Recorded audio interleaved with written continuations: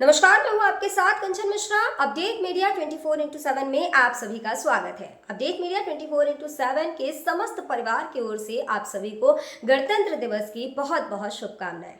यह दिन हमारे देश की स्वतंत्रता, समानता और भाईचारे का प्रतीक है। 26 जनवरी 1950 को हमारा संविधान लागू हुआ था, जिसने हमें लोकतंत्र में अपने अधिकारों और कर्तव्यों का बोध कराया। हमें गर्व है कि हमारे संविधान ने हर नागरिक को समानता, स्वतंत्रता और न्याय का अधिकार दिया है। यह दिन भारत के संविधान लागू होने की याद में मनाया जाता है। भारत का संविधान 26 जनवरी 1950 को लागू हुआ था। इस दिन दिल्ली के राजपथ पर परेड और झांकियां निकाली जाती हैं। भारत के राष्ट्रपति तिरंगा फहराते हैं और 21 तोपों की सलामी दी जाती है। आओ झुककर सलाम करें उन्हें जिनके हिस्से में ये मुकाम आता है। खुशनसीब होता है वो खून जो देश के काम आता है। ना पूछो जमाने से कि क्या हमारी कहानी है, हमारी पहचान तो बस इतनी है कि हम सब हिंदुस्तानी हैं। ना जियो धर्म के नाम पर, ना मरो धर्म के नाम पर, इंसानियत ही है धर्म वतन का, बस जियो वतन के नाम पर। एक बार फिर से आप सभी को अपडेट मीडिया 24x7 के समस्त परिवार की ओर से गणतंत्र दिवस की बहुत। भारत का गणतंत्र दिवस 26 जनवरी को क्यों मनाया जाता है? जैसा कि आप जानते हैं कि गणतंत्र दिवस हमारा राष्ट्रीय पर्व है जो 26 जनवरी को मनाया जाता है। हर साल गणतंत्र दिवस के दिन भव्य परेड का योजना बनाया जाता है जो इंडिया गेट से राष्ट्रपति भवन तक होता है। इस परेड के दौरान थल सेना, वायुसेना और नौसेना के जवान शामिल होते हैं। इस परेड के दौरान तीन सेनाओं के प्रमुख राष्ट्रपति को सलामी देते हैं। यही नहीं, इस दिन तीन सेनाएं आधुनिक हथियारों का प्रदर्शन भी करती हैं जो राष्ट्रीय शक्ति का प्रतीक है। लेकिन आप जानते हैं कि गणतंत्र दिवस 26 जनवरी को ही क्यों मनाया जाता है? दरअसल 1950 ईस्वी में मुझे भारत सरकार अधिनियम को हटाकर भारत का संविधान लागू किया गया था। संविधान को लागू करने के लिए 26 जनवरी का दिन इसलिए चुना गया क्योंकि साल 1929 में दिसंबर में लाहौर में भारतीय राष्ट्रीय कांग्रेस का अधिवेशन पंडित जवाहरलाल नेहरू की अध्यक्षता में हुआ था। इस अधिवेशन में प्रस्ताव पारित कर इस बात की घोषणा की गई कि यदि अंग्रेज सरकार द्वारा 26 जनवरी 1930 तक भारत को स्वतंत्र देश का दर्जा नहीं दिया गया तो भारत को पूर्ण रूप से स्वतंत्र देश घोषित कर दिया जाएगा। जब अंग्रेज सरकार ने कुछ नहीं किया तब कांग्रेस ने 26 जनवरी 1930 को भारत को पूर्ण स्वराज घोषित कर दिया। 26 जनवरी 1950 के दिन सुबह 10:18 पर भारत एक गणतंत्र बना। इसके 6 मिनट बाद 10:24 पे राजेंद्र प्रसाद ने भारत के पहले राष्ट्रपति के रूप में शपथ ली। इस दिन पहली बार बतौर राष्ट्रपति डॉक्टर राजेंद्र प्रसाद बग्घी पर बैठकर राष्ट्रपति भवन से निकले थे। इस दिन पहली बार भारतीय सैन्य बल की सलामी ली। पहली बार उन्हें गॉर्ड ऑफ स्वामित्व दिया गया था। गणतंत्र दिवस के दिन भारत में राष्ट्रीय अवकाश भी घोषित किया जाता है। यह हमारे देश के लिए बेहद ही खास पर्व है। साथ ही यह हमारे लिए बेहद ही गर्व का विषय है कि हमारे राष्ट्र को एक गणराज्य के रूप में स्थापित हुए 76 वर्ष पूरे हो चुके हैं। देश की संप्रभुता और एकीकरण को दर्शाने वाला यह त्योहार हर भारतीय के मन में देशभक्ति की भावना का संचार करता है। 26 जनवरी 1950 21 तोपों की सलामी के साथ तिरंगा फहराते हुए राष्ट्रपति डॉक्टर राजेंद्र प्रसाद ने स्वतंत्र भारत का स्वनिर्मित संविधान लागू किया। भारत के नए युग की शुरुआत के साक्षी देशवासियों सहित सी गोपालाचारी, जवाहरलाल नेहरू, सरदार पटेल जैसे गणमान्य बने। मात्र 3 साल पहले आजादी की सुबह देखने वाले देश ने अपना संविधान बनाकर विश्व को अपनी संप्रभुता का परिचय दिया। हालांकि ये डगर इतनी आसान नहीं थी। इतिहास के पन्नों को टटोले तो मालूम होता है कि स्वराज के साथ ही अपने संविधान, हक और हुकूम की लड़ाई बेहद चुनौती भरी थी। दरअसल अंग्रेजों की गुलामी से त्रस्त देशवासियों को प्रथम विश्व युद्ध के दौरान एक सुनहरा अवसर हाथ लगा जब ब्रिटेन की ओर से मदद की गुहार लगाई गई। भारतीयों ने सहर्ष प्रस्ताव स्वीकार किया और वर्ल्ड वॉर में ब्रिटेन के साथ खड़े नजर आए। यह उद्देश्य के साथ कि उन्हें आगे चलकर अंग्रेजों की हुकूमत से आज़ादी मिल जाएगी। लेकिन एक बार फिर अंग्रेज अपनी बात से पलटते नजर आए और आज़ादी के बदले लेकर आए भारत सरकार अधिनियम 1919। इस अधिनियम का असर ये रहा कि देश के कुछ बड़े प्रांत में दोहरी शासन प्रणाली व्यवस्था लागू हुई। इसके तहत स्वास्थ्य, शिक्षा, कृषि जैसे विषयों को भारतीय मंत्रियों के सम्मुख सौंप दिया गया था। वहीं दूसरी तरफ से सैन्य, रक्षा और विदेशी मसले जैसे अहम मुद्दे वायसराय के अधिकार क्षेत्र में रहे। इसके अनुरूप भारतीयों को यह आश्वासन दिया गया कि इस अधिनियम से पड़ने वाले प्रभावों का विषय में भविष्य में आकलन किया जाएगा। अंग्रेजों के इसी कदम ने जमीन तैयार की साइमन कमीशन की। जो साल 1928 में भारत की धरती पर दाखिल हुआ। साइमन कमीशन ने बड़े ही नाटकीय अंदाज में संवैधानिक सुधारों की समीक्षा कर अपनी रिपोर्ट तैयार की। लेकिन अब समय बदल गया है। अब देशवासी अंग्रेजों के बहकावे में नहीं आने वाले थे, क्योंकि स्वराज के साथ साथ अपने संविधान की मांग भी धीरे धीरे देशवासियों के मन में परवान चढ़ने लगी थी। साइमन कमीशन रिपोर्ट के बाद देश भर में जमकर आंदोलन हुए। इसे शांत करने के लिए ब्रिटिश सरकार ने राउंड टेबल कॉन्फ्रेंस का आयोजन किया। हालांकि देश के सभी वर्ग के नेता इसमें शामिल नहीं थे, इसलिए ये एक असफल प्रयास सिद्ध हुआ।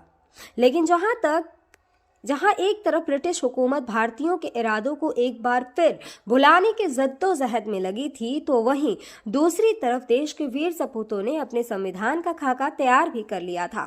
साल 1928 में मोतीलाल नेहरू सहित 8 कांग्रेस नेताओं ने एक संविधान का मसूदा तैयार किया, जिसकी नींव 1921 में भारतीय राष्ट्रीय कांग्रेस के कराची अधिवेशन में तय की गई थी। इस तरह स्वतंत्र भारत के संविधान की रूपरेखा सजने लगी थी। समय का पहिया आगे बढ़ता गया। फिर आया गवर्नमेंट ऑफ इंडिया एक्ट 1935, जिसे हमारे संविधान का संरचनात्मक आधार कहा जाता है। दूसरे शब्दों में कहें तो यह एक फाउंडेशन बन गया, जिसके ऊपर मौजूदा संविधान की भव्य इमारत खड़ी हो गई। एक्ट 1935 भारत के लिए आज़ादी की सुगबुगाहट के साथ आया, लेकिन आज़ादी की आहट के साथ मुस्लिम लीग और कांग्रेस के बीच मतभेदों की खाई गहरी होती जा रही थी। दोनों के बीच तल्खियां इतनी बढ़ चुकी थी कि बुनियादी मुद्दों पर भी समझौते की गूंज तक नहीं रही थी। हालांकि इन सभी विवादों से आगे बढ़ते हुए भारतीय नेता अपने लक्ष्य की ओर बढ़ रहे थे। दूसरे विश्व युद्ध के दौरान 1945 में सभी पार्टियों की सहमति से संविधान का प्रारूप तैयार कर लिया गया था, जिसे सार्वभौमिक, वयस्क, फ्रेंचाइजी, स्वतंत्रता और समानता के साथ अल्पसंख्यकों के अधिकारों की रक्षा का विशेष ध्यान रखा गया था। इसके साथ ही भारत छोड़ो आंदोलन और आजाद हिंद फौज की निर्भीकता ने अंग्रेजों ने भारत में अनंत काल तक राज करने का सपना चूर चूर कर दिया था।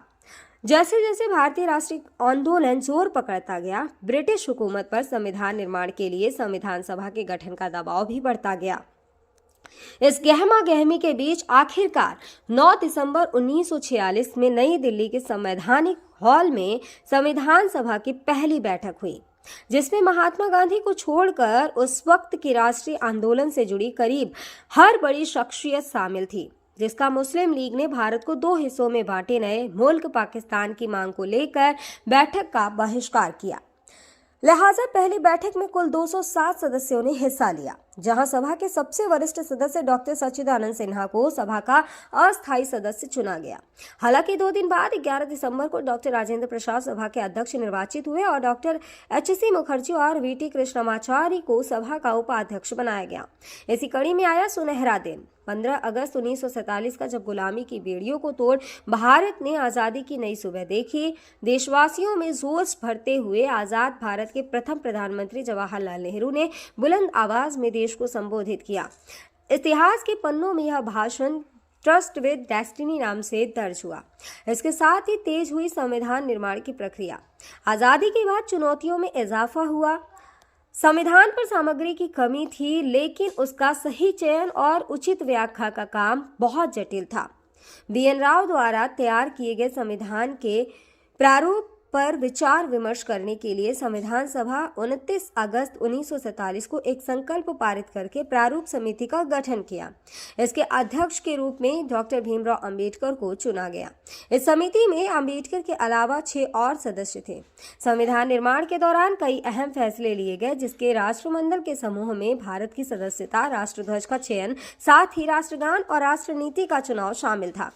यहाँ दिलचस्प बात यह है कि संविधान में सबसे पहले नंबर पर आने वाली उद्देशिका सबसे अंत में पारित हुई। संविधान अगर राजनीतिक असंवैधानिक दस्तावेज है, तो पीएमएल एक ग्रंथ को दार्शनिक नजरिया प्रदान करती है। डॉक्टर भीमराव अंबेडकर की अगुवाई में संविधान निर्माताओं ने 60 देशों के संविधानों का अध्ययन किया। 4 नवंबर 1948 को संविधान का अंतिम प्रारूप पेश किया। संविधान तैयार करने के बाद मुश्किल खड़ी हुई कि इसे सुंदर अक्षरों में पिरोकर कैसे संजोया जाए। इस उधेड़-बुन के बीच प्रेम बिहारी नारायण रायजादा का नाम सामने आया, जो कि अपने दौर के सबसे विख्यात कैलीग्राफर थे। उसके बाद भारत का संविधान प्रेम बिहारी नारायण रायजादा सुलेख फॉन्ट में लिखा गया। उसके प्रत्येक पृष्ठ को नंदलाल बोस के मार्गदर्शन में शांति निकेतन के कलाकारों द्वारा अलंकृत किया गया। इस तरह कुल 2 साल 11 महीने और 18 दिनों में विश्व के सबसे बड़े लोकतंत्र का स्वनिर्मित संविधान बनकर तैयार हुआ। आधिकारिक तौर पर 26 नवंबर 1949 को संविधान को पारित किया गया, जिस पर संविधान समिति के 15 महिलाओं सहित 284 सदस्यों ने हस्ताक्षर किए। वहीं संविधान लागू करने के लिए 26 नवंबर को चुना गया, क्योंकि 26 जनवरी 1930 को भारतीय कांग्रेस के लाहौर अधिवेशन में पूर्ण स्वराज का प्रस्ताव रखा गया था। इतिहास में इसे प्रथम स्वतंत्रता दिवस के रूप में भी जाना जाता है। यही कारण है संविधान लागू करने के लिए भारत के प्रथम स्वतंत्रता दिवस यानी 26 जनवरी को चुना गया। 26 जनवरी 1950 दिल्ली की सर्दी को देशभक्ति मात दे रही थी, जब राजगोपालाचारी ने अपने शब्दों में भारत को संप्रभु लोकतांत्रिक गणतंत्र घोषित किया। इसके बाद डॉक्टर राजेंद्र प्रसाद को भारत के पहले राष्ट्रपति की शपथ दिलाई गई। उसके बाद सार्वजनिक समारोह की शुरुआत हुई, जिसमें राष्ट्रपति डॉक्टर राजेंद्र प्रसाद और मुख्य अतिथि इंडोनेशिया के अध्यक्ष सुकर्नो हुए और मुख्य अतिथि इंडोनेशिया के अध्यक्ष सुकर्नो भी शामिल हुए। इसी तरह दिनांक 26 जनवरी 1950 इतिहास के पन्नों में स्वर्णिम अक्षरों में दर्ज हो गया। ग्राम निवाड़ी खादर, ब्लॉक तिबाई, जनपद बुलंदशहर प्रधान प्रेमपाल और प्रतिनिधि दुर्जन की ओर से समस्त गांव वासियों, नगर वासियों और देशवासियों को गणतंत्र दिवस की बहुत बहुत शुभकामनाएं। और साथ ही भारत में एक और बीमारी ने दस्तक दे दी है। ये बीमारी है HMPV। चीन के बाद अब भारत में भी HMPV ने दस्तक दे दी है।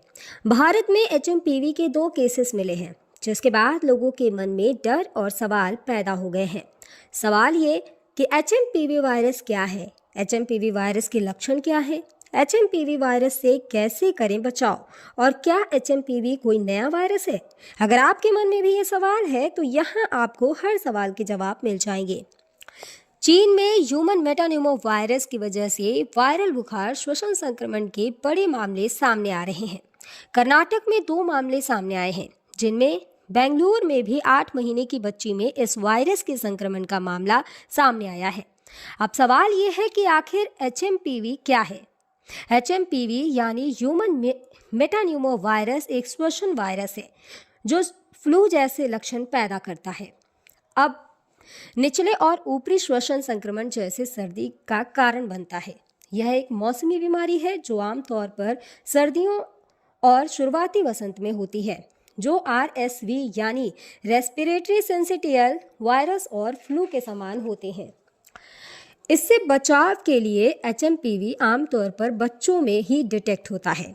सभी फ्लू सैंपल में से 0.7% में HMPV होते हैं। इसके लक्षण है कि HMPV वायरस को ह्यूमन मेटान्यूमो वायरस या ह्यूमो वायरस कहते हैं, जिसके लक्षण काफ़ी हद तक सामान्य सर्दी जुकाम के समान होते हैं। सामान्य मामलों में यह खांसी या गले में घरघराहट, नाक बहने या गले में खराश का कारण बनता है। छोटे बच्चों या बुजुर्गों में HMPV का संक्रमण गंभीर हो सकता है। कमज़ोर ह्यूमन सिस्टम वाले लोगों में भी ये वायरस गंभीर बीमारी का कारण बन सकता है।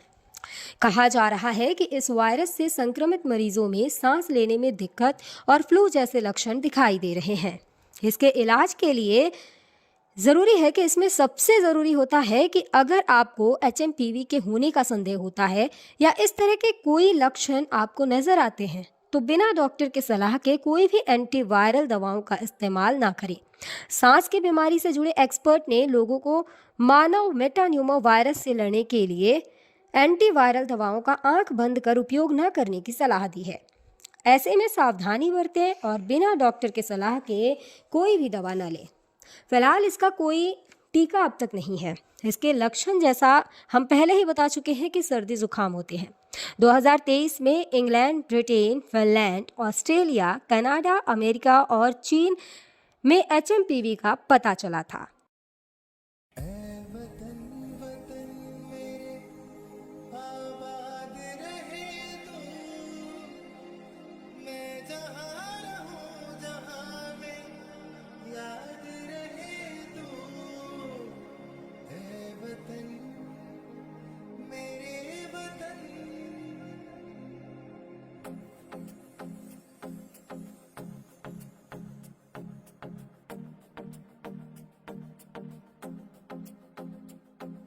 मेरा रंग दे,